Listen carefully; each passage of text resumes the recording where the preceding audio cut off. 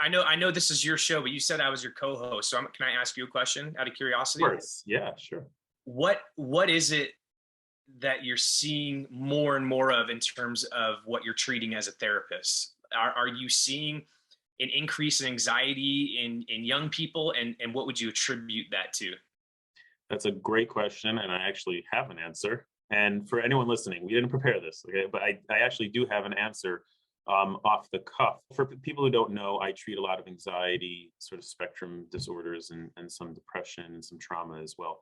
I have noticed an upward trend of younger people. I see plenty of college-age kids or high school kids who are almost um, I would say almost obsessing of like, am I like a good enough human being? Mm, Not in the traditional sense, like, am I valuable? Or plenty of people struggle with that. They get bombarded with this message that you have to care about this cause, and there's so many worthy, valid causes out there, and there's so many, I don't have to tell you, there's so many tragic, unfortunate, wrong things going on in the world, that to sort of take the torch and support those people is tremendously valuable. I'm not mm, minimizing that in any way, but for some reason, whether it's through the family, whether it's through social media, sometimes it's through the schooling they're going through, they get this message: you have to care about everybody, everything, to the hilt, and if you don't, then you're not a good human. mm. That's the message that some of these people are getting, whether it's actually being said that way or they're taking it in that way, but they feel like, well, this is so important. I have to care about this Right. disenfranchised, mistreated people. And they are. But then, like, they come along, like, you have to care about them. And then you have to care about them. And then you have to care about them. And it's like, I'm one human being. And then they feel if they can't keep up, they feel so inadequate. I'm like, I'm this bad person because I don't care about this cause or this person enough. So I'm not just, I'm the Mm. tin man. I must be the tin man. You Yeah. know? I mean, I've struggled with that. I'm like, hey, we're dude, be nice.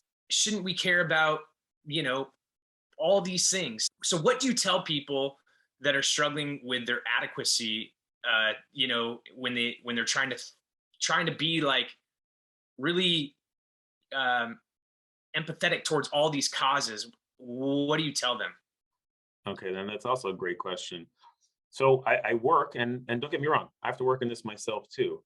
I think the first step is to identify and maybe tease out what meaning am I placing on what I'm doing and not doing.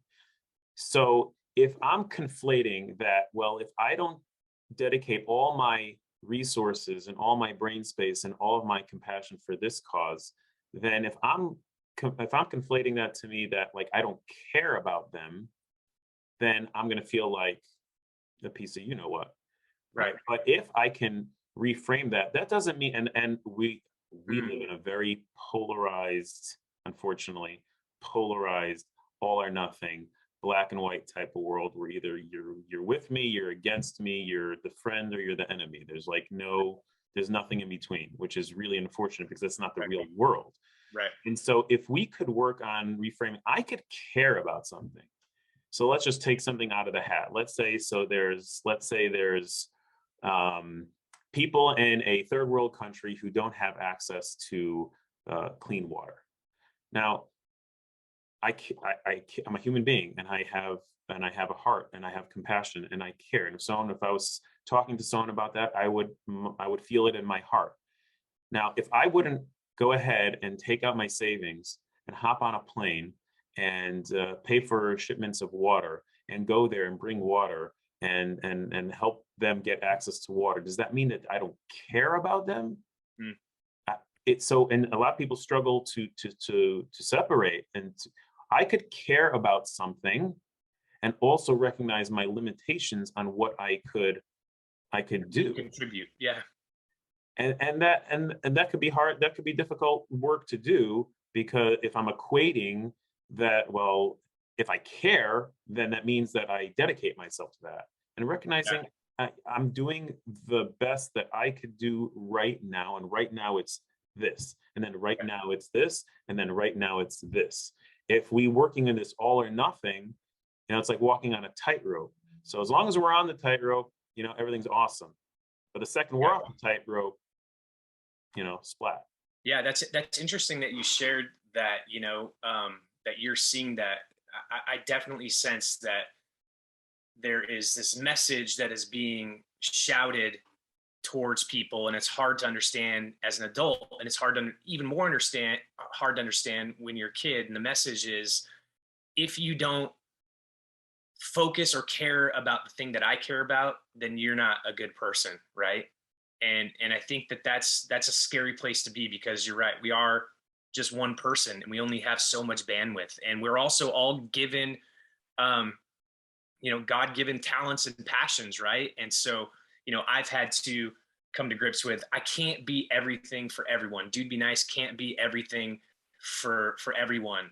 We have to know who we are, in that we're trying to do good, and it's not always going to check all the boxes.